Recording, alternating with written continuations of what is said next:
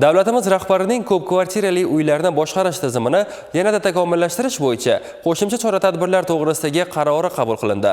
Mazkur qaror aholiga ko'rsatilayotgan xizmatlar qamrovini oshirish, tizimda moliyaviy intizom va shaffoflikni ta'minlash, shuningdek, sohada davlat boshqaruvi samaradorligini kuchaytirishga qaratilgan muhim hujjatdir. Qarorda keltirib o'tilgan asosiy o'zgarishlar haqida viloyat qurilish va uy-joy kommunal xo'jaligi bosh boshqarmasi brifingida to'xtalib o'tiladi. Qaror bilan ko'p kvartirali uylarni boshqarish tizimini takomillashtirish bo'yicha quyidagi maqsadli ko'rsatkichlar belgilandi.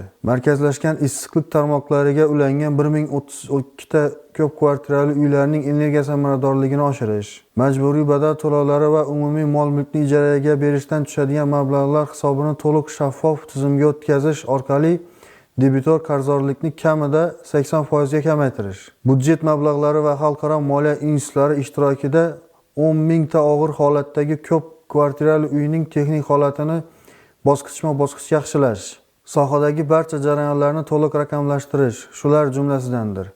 2026-2030 yillarda xalqaro moliya institutlarining 200 million AQSh dollari mablag'lari hisobidan markazlashgan issiqlik tarmoqlariga ulangan uylarni mukammal ta'mirlash va rekonstruksiya qilish ishlari amalga oshiriladi. Shuningdek, 2026-27 yillarda respublika budjetidan 1 trillion so'm ajratilib, ko'p kvartirali uylarni ta'mirlash, ularga tutash hududlarda infratuzilmani rivojlantirish ishlari olib boriladi.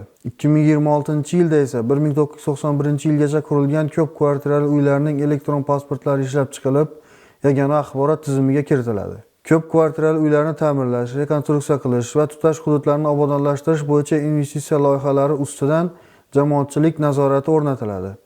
Mazkur ishlar mahalliy kengashlar qarorlari asosida shakllantiriladi.